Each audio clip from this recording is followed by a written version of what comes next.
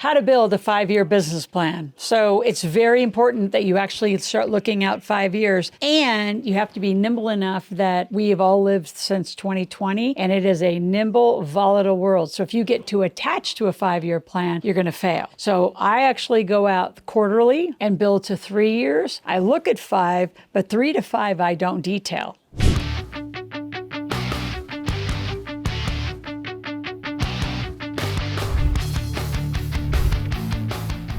Let's go into 3 different very specific points on how do you get to a 3 to 5 year plan. Number 1, how do you craft a comprehensive and forward-thinking plan? How do you actually get there? Then the second thing I want to talk about are the critical components that are actually going to drive this plan, and using the success given the right teammates, and getting the team is critical. And then the last thing I want to share with you is how do you align these business strategies to that 5-year plan, knowing that every year you're going to have to adjust. So again, you're going to need to be nimble. Even if you go 3 to 5 years, every year, every quarter, I want you looking at it and are you on track? Make it operational. Too many plans are just done. They're put in a drawer. A year later, they're dusty and nobody really looked at them and made them operational. So less is more in your planning. So let's begin. In crafting a comprehensive business plan, number 1, what is the type of business? And again, not just going to be bringing to market a product that you think people need. I need you to go to the market first. There is so much on social media, the way that we're marketing these days, where you can ask the market. Like I would say, I'm an expert in money. What do you want to hear about from me? Do you want to hear about how I became a real estate millionaire, supplements millionaire, recycled glass millionaire, how I became a 6-time best-selling author? What do you want to know from me about how to build a business, and what are the key pieces? So what kind of business is it? What type of business? And in that, the other way that I frame that is, what problem are you solving? What is the problem you're solving in the business that you're going to build products and services around? Because you're going to want both in a very comprehensive plan. The next thing is your vision statement. Now, for some of you, you can skip over this for a little while, as well as the mission statement. But in description, a vision statement defines your big, hairy, audacious goals, and again, the problems it's aiming to solve. Your vision may or may never be done in your lifetime. The vision of Integrated Wealth Systems is to change the conversation about money. To understanding corporate life should be the leading narrative, in my opinion, about money and business. It's not. Go to school, get a job, work for the rest of your life and work hard is the current narrative. And stay out of debt. None of that is going to work towards high success. A mission statement then describes how you're going to achieve the vision. It's the steps within it. So you're going to need a mission and vision. And I want to speak to those of you who are employed, or you're just wanting a big transition. You may just say, I want to quit my job. Like, I don't have a big vision or mission about what I really want to do. I want to just quit my job. I want to replace my income. So then just park the mission and vision over to the side for a moment. We can get back to that in 6 months to a year, but I do need to know who's your audience, what's the problem you're solving, and you've actually tested it with the market.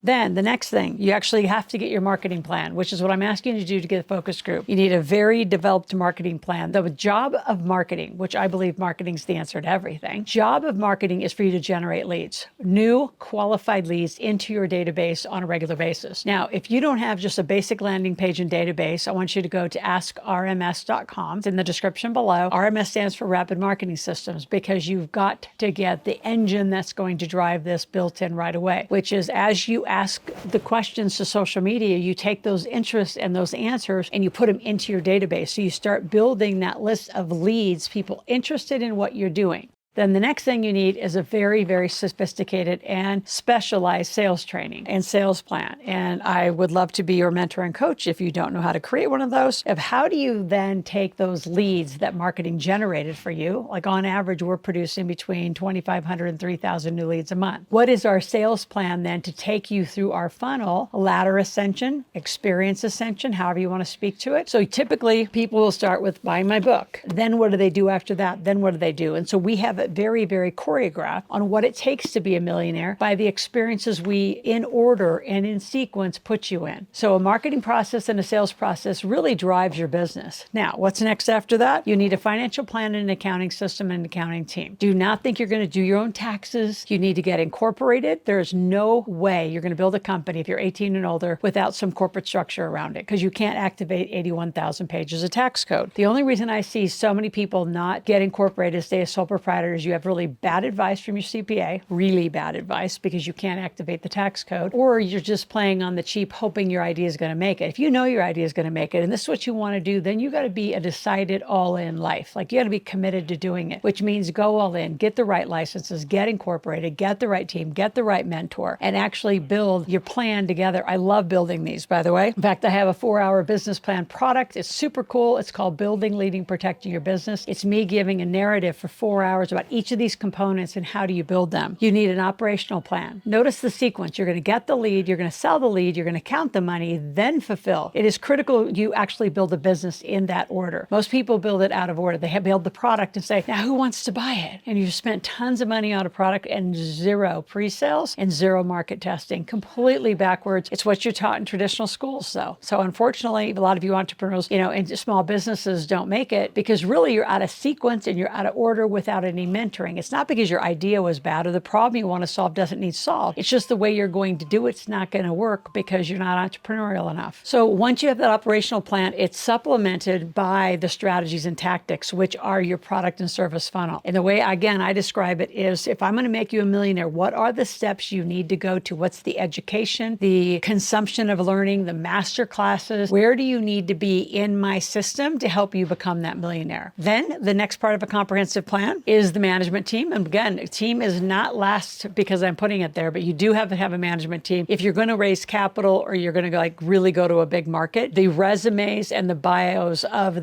those people is critical to you. And then do due diligence. Due diligence into the industry. How big is the market? How much money is being spent on, say, supplements? How much money is being spent on financial education in my situation? How much do people spend to learn to be a millionaire? How much do they spend on their tuition? So for you, it's how much do people spend on nails, hair, food, like whatever your product or service is, how much does the market spend? And where did they spend and why do they spend? And then staying really current on the marketing trends of most of the world is marketing out here on social media. But if you're not pulling your followers into a database, you're not monetizing. So I know that's a lot, but I really, having a plan and that clarity of what are you doing, what's the problem you're solving, how do people reach the solution, how do they reach the result? See, your confidence as a business owner is going to come with evidence. Evidence meaning I've created thousands of millionaires, so I have a lot of evidence, right? It also comes from buying and flipping companies, right? Some worked, some didn't work. More work than not. Thank God the math equation works. For a lot of you haven't even started because you don't know where, because you're not entrepreneurial trained. It's one of my biggest mistakes is not hiring fast enough and not hiring the right people. So you do not want to hire in your like kind, like I said, you want to hire opposite skill sets that you need. So if you're not the marketer, you're not that person, then you need to hire marketing. So we literally for $297 a month will just do it for you because most of you don't know how to do it. And you need to be focused on your messaging, your content, ideally getting little ebooks and reports out. A lot of you that have products, you need to put education around the product. Why do the product? And you think, well, why would people buy that? They do. People buy information, education all the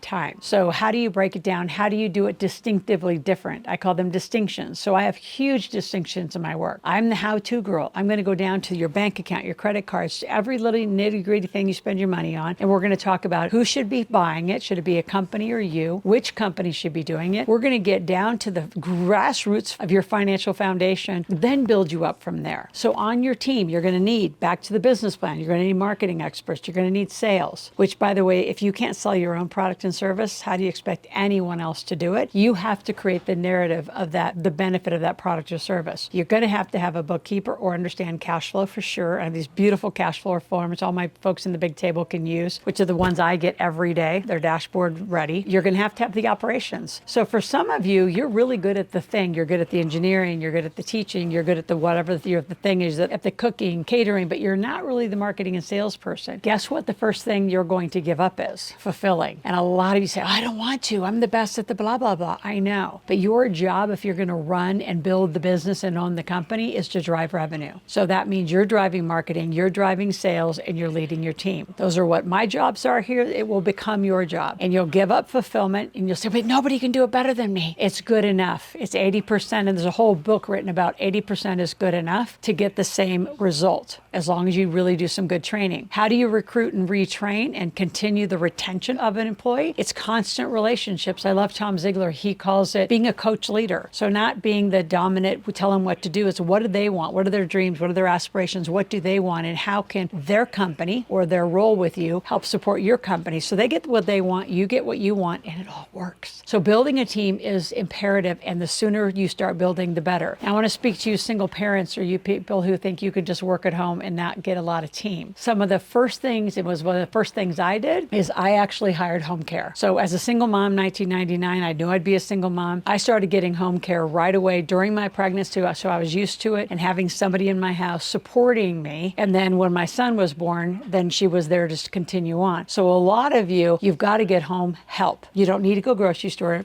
shopping. You don't need to go shopping at all, quite frankly. You have a personal shopper do it for you. You don't need to clean your house. You don't need to know where your vacuum is. You don't need to go buy cleaning supplies. Someone else can do all those tasks. So you are essentially buying back your time. Your time is the most valuable thing that you could ever bill out. And I'm a huge fan of trading some time. And a lot of you say, well, that's the worst advice. If it's the only thing you do, it is. It is the easiest thing for you to do, for any of you to make $25,000, $50,000 on a weekend by selling a retreat for the weekend or a group activity for the weekend. You all can do it. You're just not trained. So when you're employee trained your whole life, it doesn't occur to you to say, I'm going to be an entrepreneur, learn to market, sell, understand cash flow, and drive a business. You can all build a business. How long it takes? I could start a business in an hour. I could be in revenue in 2 or 3 hours. Is it the whole funnel? Is it everything I want? No, but it's tested enough ideas that I know it's going to work. Then you can put a lot of your energy and resources around it. A lot of you do it the other way around. You spend time in a corner building something and you don't ask the market, what did it want? And you're going to know, for those of you who go up, you come to market and you fail, it's because you didn't do enough focus groups, you didn't do enough testing, and you didn't know what they wanted to buy exactly. So it was your interpretation, not what they wanted. So I have a lot to say about this. And in the description, I have 2 tickets to an intensive that I do once a month, which will teach you how to get a business up in less than 1 day and make money in that day. And if you're out there and you're a naysayer and say, there's no way, well, there's probably no way you want to do anything in your life. But if you really want to understand and you want to get open and say, yes, I really want to understand this, grab those 2 tickets. I'll see you at the next intensive. Before we do that, I want you here 5 days a week. I want you to subscribe to my channel, click that notification button. And when that notification comes on your phone, you're actually going to go watch the video every day. I'm asking for 8 to 12 minutes of your life, you and your family. So whether you do it at breakfast, you do it at the dinner table, or you do it on a weekend, you need to start including financial and business literacy, which